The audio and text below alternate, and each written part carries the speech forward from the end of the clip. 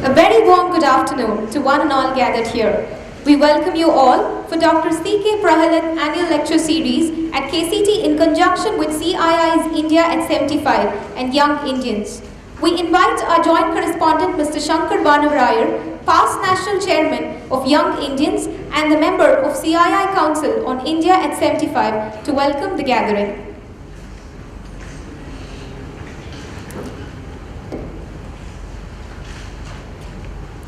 Good afternoon, and it's always nice that I'm getting introduced as not as a KCT person inside KCT. I first want to welcome Mr. Gopalakrishnan, who I've had a good working relationship in my years in Young Indians as chairman when he was the CII president. It was also a moment when over the year and the 2 years, actually, I had the opportunity to travel, work on teams and understand some of his visions, but also understand the personality behind who he was. And today, to invite him back into KCT, this is not the first time he's come once before. And also the other relationship with him and KCT is hundreds of our alumni are working part of the great organization that he was a co-founder of. So Mr. Gopalakrishnan, welcome back to KCT, into Coimbatore, into Mr. Prahalad's Coimbatore. I also welcome Mr. Ashok, our neighbor, somebody who again I've worked with on many occasions. We share notes on some things. Past chairman of CII Coimbatore zone. He's here with us integrally. This is an event which is part of CII, and he is here to represent us on behalf of CII as well. Welcome, Mr. Ashok, and thank you for coming. We have our Vice Chairman, Mr. Manikam. We don't have to introduce him here, but there's a special introduction many of you would not know. So my uncle was one of Mr. Prahalad's first students in Michigan.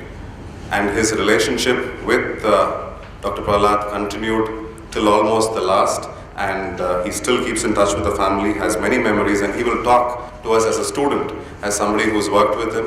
In fact, I still remember my grandfather saying once or twice that he should have continued to work with Dr. Prahalad for a bit in the US in many of his projects. So I welcome him also on all your behalf. I also welcome the many guests who have come for this lecture. This was organized in very short notice.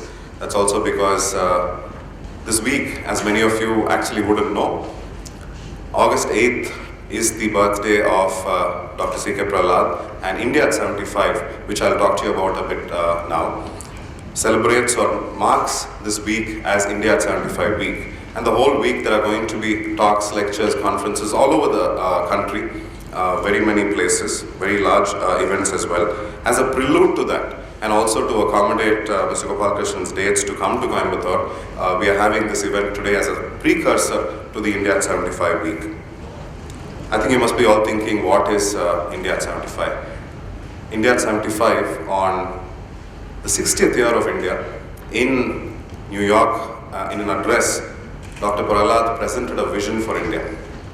When India was 60, he presented what India could be at 75. So that vision is what CII took as a vision and started a committee and an organization based on that to take that great vision to the grassroots, to take it to operational levels, and to take it to people like you who will sort of see a transformed India in India when India becomes 75. This was a phenomenal vision which had many aspects, and some of the things that Dr. Prahalad spoke about is already become part of the government's or the nation's efforts. The first one was education and skills. We hear a lot of talk about 500 million people have to be skilled. The 500 million number actually came from Dr. Prahalad, and then Prime Minister Manmohan Singh took it on as a national mission. He spoke about technology innovation, agriculture, food security, business economy, urbanization and environmental sustainability, arts, literature, sport. He also spoke about moral leadership, governance, and public administration. His vision is very large. It's naturally a nation's vision. If you look at Dr. Kalam's 2020 or CKP's India at 75, you'll see a lot of commonality in actually lifting up India from its roots. So why are we doing this in Coimbatore today? Many people don't know, and I'm sure many of you, and I've asked some of you where his picture hangs in the business school, who is this, and many of you don't know. Coimbatore Krishna Rao Prahalad is his name, and he was born in the city. And he went on. He flew away to all over the world to become one of those influential thinkers. Fortune 500 companies listened to him. The US government at some point wanted to understand the bottom of the pyramid as a concept. And world over, he became a person who was a thought leader more than just a teacher or an economist. So in this way, we are very proud, and this lecture happens in his own city. Just now we were talking, and myself and all the guests were talking in the lounge on saying how we can actually take this forward. How to make sure his vision beats stronger in Coimbatore as strong as it beats in other parts of India. I think today is a wonderful start for that. Hopefully many more things will come. I don't want to stand between the lecture and today's proceedings, but certainly we in KCT, us in Coimbatore, I'm sure we'll work together. There's others also here. We will discuss and see how to take some of his thoughts into actually operation mode and project mode and take it further, and also set up something which will help many of you understand what those fantastic ideas and visions were. Once again, welcome all of you. Also welcome people from the media, and I'm sure today we will remember Mr. Prahalad, but also as many of his words and wisdom. Thank you. Thank you, sir. As you said, Professor Coimbatore Krishna Rao Prahalad was a distinguished university professor of corporate strategy at Stephen Ambrose School of Business in the University of Michigan, USA. He was the co-author of the books Co-Competence of the Corporation and The Fortune at the Bottom of the Pyramid. We would like to invite Mr. M. Manikam, Executive Chairman of Shakti Sugars and Vice Chairman of KCT, to introduce his guru, Professor C.K. Prahalad, to the gathering. Good evening, Chris. Good evening, everybody. It's a great pleasure to introduce Professor Prahalad, and I'd like to do it in his style. How many of you have read the Gita in this room? One. Any of the youngsters? Two. How many read the Quran? One. Two. Bible? Okay. The rest of you have lost a lot of things. Okay, what happens in life? Life is full of incidents and experiences. And what you learn from life is what helps you to shape your life. And what are these three books that I talked about? They're not scriptures. They're experiences written down, and the experiences are so profound they've become scriptures. So if you read these books, forget it. Forget whether you're Islam, or you're a Mohammedan, or a Christian, or a Hindu. Read it for the experience that is given in the book. Okay, this is something we have to talk about. Now let's talk about the latest book which has been released, the last book which is released by Dr. Kalam. Transcendence. Have any of you looked at it? You must. That's where Dr. Kalam talks about his spiritual experience, where he went from geosynchronous orbit to God-synchronous orbit. Okay, and he calls Pramik Swami Maharaj, who is a Hindu saint, as his guru. And he was thinking about writing this book for 5 years. He didn't have the courage to write it because I'm a Mohammedan, writing about a Hindu saint as my ultimate guru. He calls him actually ultimate guru. I was not comfortable with this concept. Then I asked my brother, who's 13 years older than me, and my brother said, go ahead and write it. So I wrote it. Okay? So what makes Dr. Kalam different? He didn't think he was a Mohammedan. He didn't think he was, he thought he was himself. He came out of the bounds, but he stayed within the regulations. I mean, he didn't really break any major laws, but he was actually seeing new envelopes. Now today you're going to be talking about entrepreneurs. What's an entrepreneur? According to Dr. Prahlad, entrepreneur is a guy who sees an opportunity where somebody else sees a disaster. You need to see something different. You need to break the mold. You take Steve Jobs, you take Bill Gates. These guys haven't even finished the degree. But you guys are better, or maybe you're worse. Do you need a degree to succeed? You need a degree to get your salaries, yes. Do you want to get a salary? Or do you want to create something different? So this is the way you need to think. Okay, how many of you cook? Do you really cook at your home? Try cooking.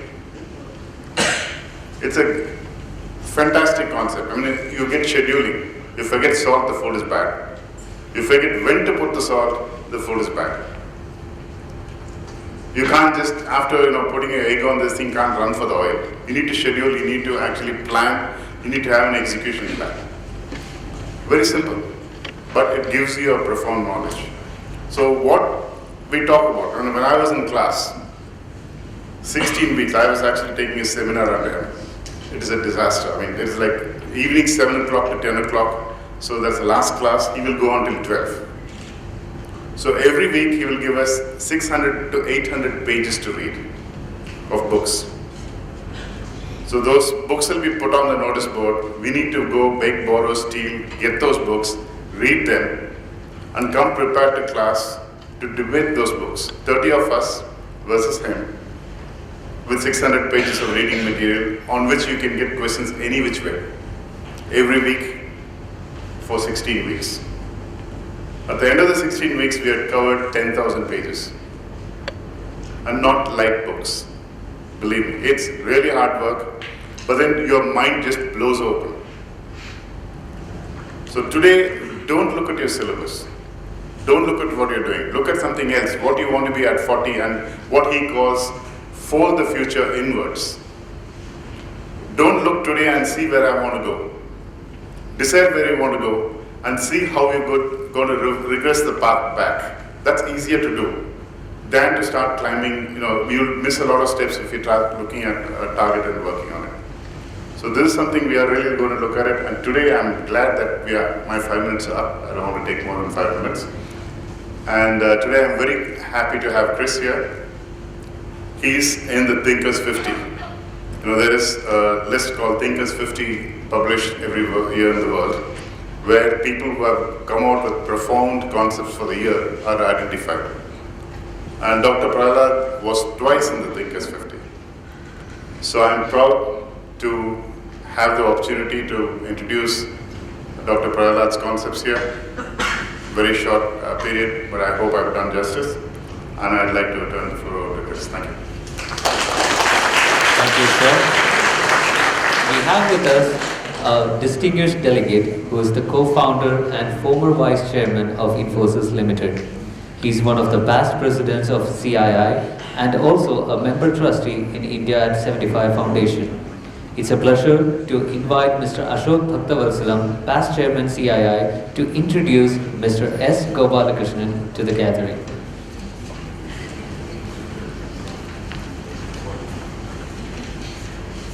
Chairman of Kumaraguru College of Technology, Sri Krishnaraj Vanavarayar, Chairman, Joint Correspondent, Mr. Shankar Vanavarayar, Mr. Manikam, Vice Chairman, Kumaraguru College of Technology, ladies and gentlemen, students, I have great pleasure to be here for this talk on transforming engineers into entrepreneurs.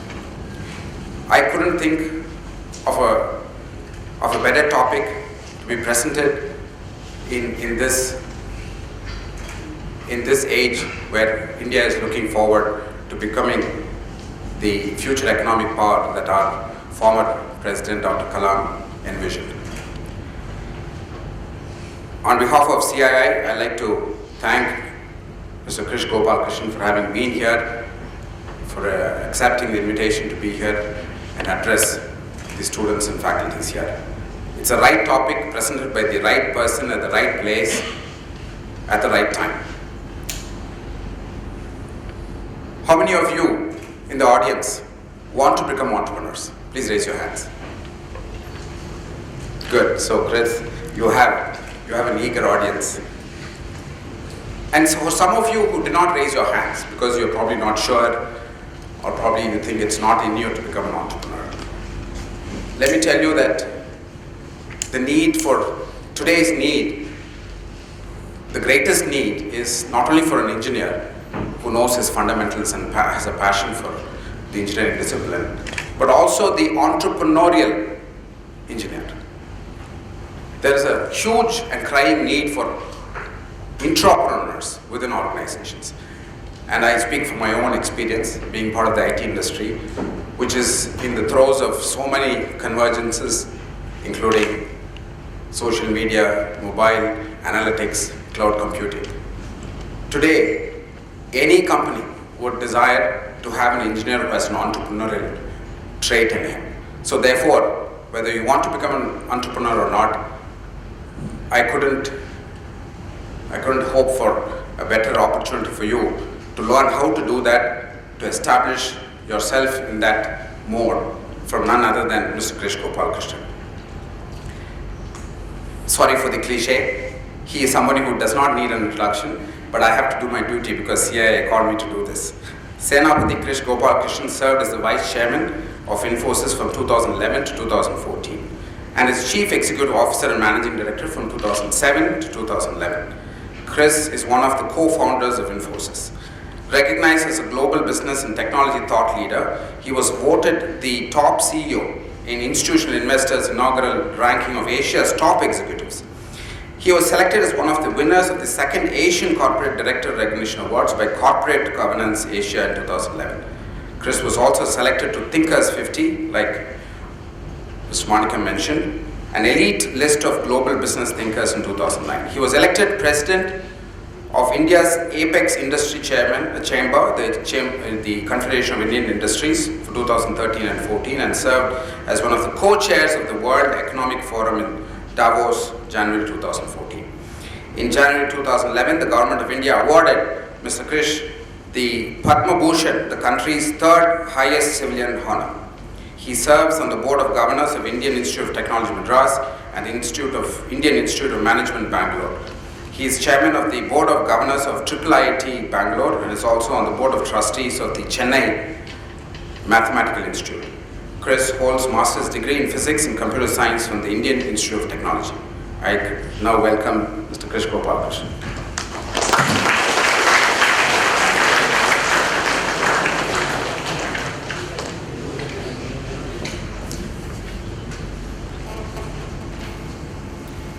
Thank you, Ashok, and good afternoon to every one of you. Thank you very much for accommodating me at a very short notice. I happen to be in Coimbatore, and I said if it can be arranged on the same afternoon, I will be able to do this. And I wanted to do this actually. As you know, there are many reasons actually. One is my regard and respect for Professor C.K. Prahalad, and I've interacted with him many a time.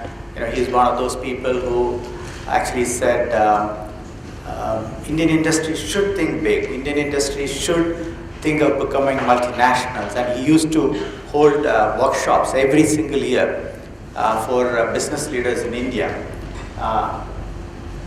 In a room like this, 100 of us would sit, and he would actually talk to us about thinking big and what are the opportunities and how we need to go about that, etc. This is in the late 90s, early 2000s, etc. And I strongly believe that one of the reasons that you have now many multinationals out of India is because of Professor Prahalad's workshops that he used to hold for Indian industry. Shankar talked about how he introduced the concept of India at 75 in a workshop in New York at the 60th anniversary of our independence. And of course, CII took it upon itself to take it forward and create a movement around that. So again, as part of CII, I have been part of this India at 75 movement. I saw the vision behind it, the dream of creating a middle class India, a prosperous India, and an India where everybody gets their fair share of opportunities. I strongly believe in that. And the third reason I'm very happy to be here is, as again Shankar said, it's a birthplace of C.K. Prahalad. Where else would we start this week of long celebration of India at 75, deliberations around India at 75, than here at Coimbatore? We launched this here at Coimbatore. And the last reason why I'm very happy to be here is you have an important role to play. As the youth of India, you have a very, very important role to play, because the future is all about you. And you need to shape it the way it should be. It has to include your dreams. It has to include your aspirations. It has to include your desires.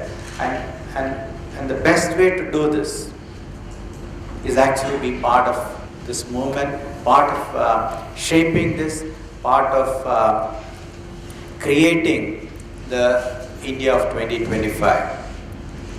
2023, that's India at 75. The topic today is transforming engineers into entrepreneurs, way ahead for a developed India. So clearly, if you want to have a developed India, youth have an important role to play. And I'll come to turning engineers into entrepreneurs in a short while actually. Before I do that, let me talk about a little bit more about India at 75. India at 75, as Shankar said, has various tracks in terms of skill development and things like that. So each of these we have launched programs where there's large scale participation from all walks of life actually. And for example, at the end of the skill development, we need to create 500 million skilled technicians by 2022 by undertaking initiatives like skills business plan competition to encourage entrepreneurship,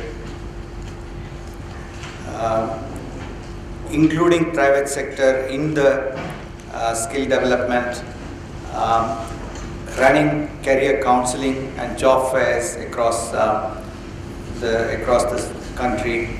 So there are various initiatives under each of these tracks, and there will be opportunities for you to participate in making these things happen. Now when you participate, two things happen. The obvious thing is, of course, you are contributing to the initiative. Second, you're actually learning by doing. When you participate in something like this, you get an opportunity to mold the initiative, plan the initiative, execute the initiative, work with team members, provide leadership. Every one of them will be a learning opportunity for each one of you. This is a technology institute, and I'm assuming that most of you are going to be engineers in the future. Now you have your own branches of engineering, right? Computer science, probably electronics, civil, mechanical, etc., electronics, etc. That's one type of learning. the depth in the discipline that you have chosen. There is a second type of learning that happens, and to me, which is equally important and which probably is more important if you want to apply your knowledge, what you've learned in your engineering curriculum, if you want to apply that in a business scenario, if you want to apply that in a real life scenario, you need certain other skills. and you will be learning those skills unconsciously in some sense during these, let's say if you're doing engineering during the 4 years. Now, unconsciously when you learn something, it may get absorbed or may not get absorbed. When you're conscious about what you have set about to learn, the internalization of that becomes even stronger. And these are skills like leadership, teamwork, discipline, problem solving, communications, project management. Ms. Manikam talked about these things actually. Now consciously can you add these to the skills that you will develop as you become an engineer? Because these are life skills that are very much needed if you want to succeed in life.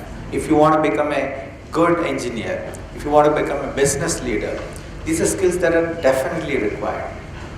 Now, how do you get an opportunity to develop these skills? How can you actually make a list and tick mark these things? Now, if you take let's say, a project in a nearby school where you say that you're going to spend 2 hours a week, maybe on a Saturday or a Sunday, teaching young kids. Let's say you're going to give tuition for the students who are going to appear next year for SSLC or 10th grade. And you participate in that tuition every week. And at the end, let us say, out of the 100 students who appear for SSLC or 10th grade exam, 100% of them got first class. Then you know you've achieved something. And something like that, first of all, you take ownership to the problem, you commit to discipline in terms of going there every single week, spending 2 hours with the kids, you communicate with them, you teach them, you handhold them, and you have to take ownership for the results, which is very, very important in real life, actually, ownership for results. Goals, achieving those goals. And then at the end, you get the satisfaction and happiness that you have been able to deliver. There is also a very important lesson from this, an important outcome of this.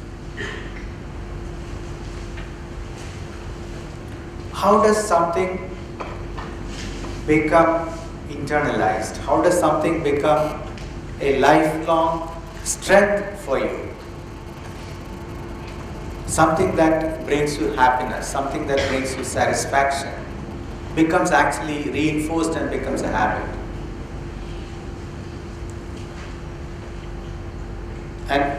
And you do these projects and you succeed and you derive happiness and you see the benefit of doing these things.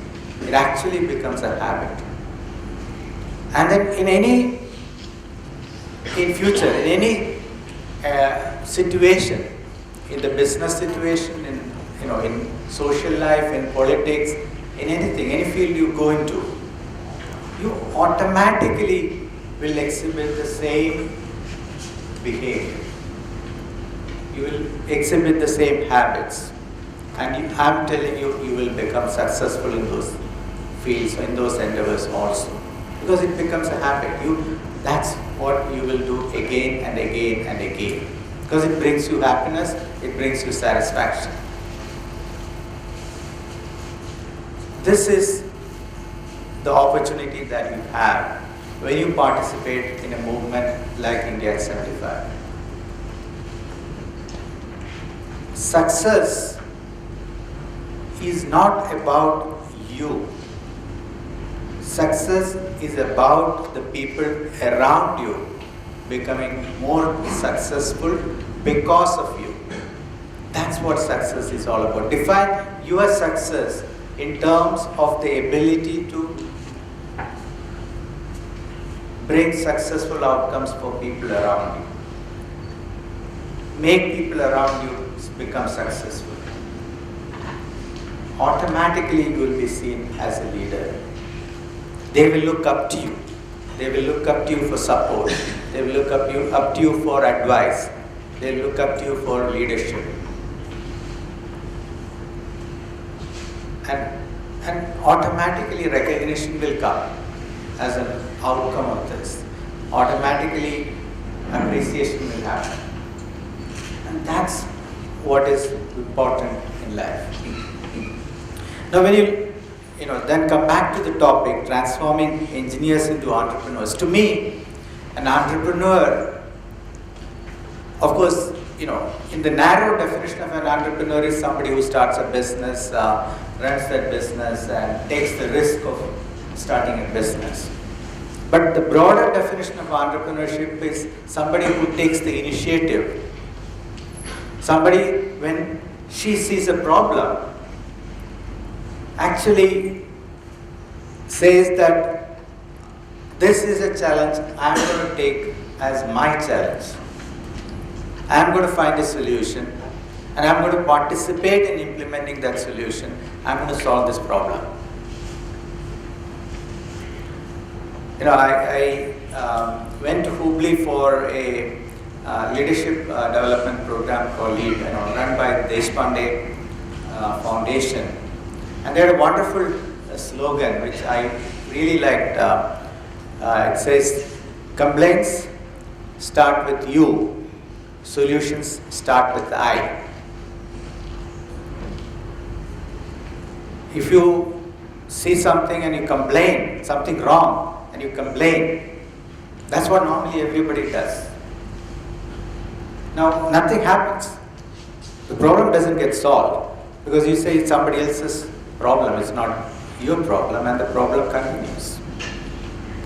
But then if you step forward and say, I will solve this problem, and whatever you can contribute, whatever little that you can contribute, at least some part of the problem gets resolved. And if everybody has that attitude, I'm very confident that many problems in society will get solved.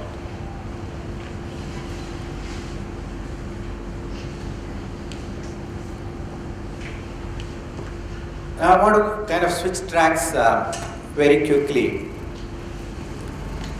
to look at the world when you graduate.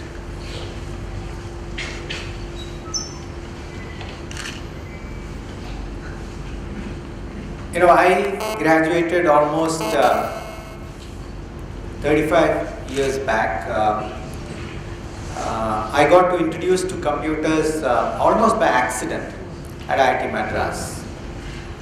I was studying MSc Physics, and one afternoon, I was going from the library back to my hostel on a cycle with 3 books in the carrier of the cycle. And somebody called me and said, hey, stop, from behind me. He was also on a cycle. And I stopped and I said, what books are you reading? And these were 3 books on computers actually, because we had the second largest mainframe in Asia. And I wanted to know what computers were all about. I had no introduction to computers. I was studying MSc Physics. And then he said, there is a course on Fortran programming. Please look up what Fortran is all about. how old you can make out. Anyway, there's a course on Fortran programming in the campus. It's free, and you can join. And if you join, you get access to the computer center. So in those days, computer centers were off limits. Actually, only very few people could access the computer center, and only students who were taking computer science and some faculty, some professionals had the permission to use the computer center. So, I took the Fortran course, got introduced to computers, got access to computer center, and subsequently I decided and joined master's program in computer science. That fundamentally changed my life. And the person who stopped me was Professor Mahabla, who was then the head of the Department of Computer Science at IIT Madras. It's a strange coincidence. I don't know what prompted him. I don't think he will stop everybody going on a cycle and talk to them. It just happened that he stopped me. I happened to be at this place at that time when he was riding a bicycle. Strange coincidence, and that's what introduced me to computers and changed my life completely. Anyway, see, when I was studying computers, I did not know. I had some idea that this is something new, this is something interesting, and there probably are some interesting opportunities. Beyond that, I had no idea. But if I look at all of you today, I'm 100% sure that you know that the world is getting changed by computers, fundamentally transformed by computers, by information technology. All of you, I'm 100% sure, have a mobile phone, mostly a smartphone with you. That smartphone is more powerful than the computer I learned computing on. One that was the second largest computer in Asia. Definitely this is cheaper, what you have is cheaper, and maybe more powerful than the computer I learned computer science on. And it's changing every industry. If you think about automobile industry, think about manufacturing, think about healthcare, think about financial services. Every single industry is getting changed by information technology. Fundamental change. And when fundamental changes happen, there is significant opportunity created for new players. New businesses are created, existing businesses get transformed or they get left out, new leadership opportunities emerge, new jobs are created. For example, I wrote my thesis or the project report during my master's on a piece of paper. I would take it to a typist, he would type it up. If there is a modification, the page has to be retyped, and then you bind it and submit it actually. Today, you do it all on your own, a word processor, probably better report, more professional looking, with probably no spelling mistakes and things like that, because the system automatically identifies spelling mistakes for you. And the job of a typist is gone. Like that, fundamental changes are happening. New jobs are being created, new skills are required, new businesses are created, new industries are created.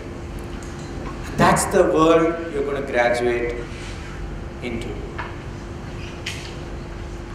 And I'm also confident in saying that you are much more world-wise or worldly than I was when I graduated. Because my thinking was limited. And there was no internet in those days. And I did not know what was beyond maybe India at that point. What opportunities were, etc. It was limited. But I'm sure that you have much better idea about what is happening around the world and what you are getting into in the future. The reason why I say this is there's significant opportunities in front of you.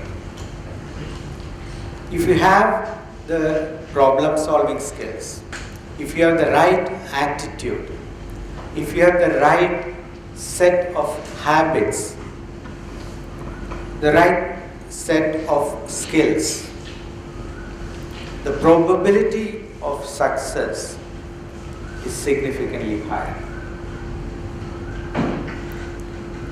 And the entrepreneurial skills that you develop, and it may not be just about a business, but it's about how you face situations, how you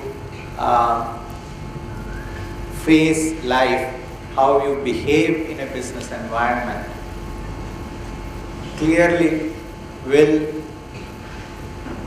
significantly improve with the entrepreneurial skills that you develop. And that's why I felt that turning an engineer into an entrepreneur is a wonderful topic. I strongly feel that every single one of you must develop entrepreneurial skills and become entrepreneurial when you pass out. And list out. It has to be a conscious attempt to create those capabilities within you. List out all the attributes that you believe, I've mentioned several of them, that you need to have.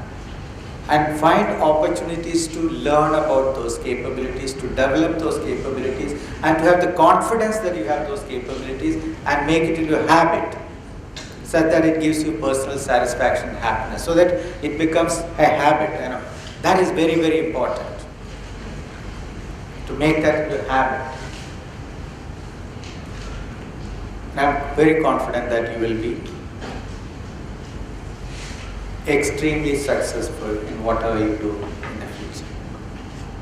Again, let me wish you all the very best, and learn more about India at 75. Maybe start a chapter here of India at 75. Create some projects and use those projects as opportunities to develop individual skills. Thank you very much.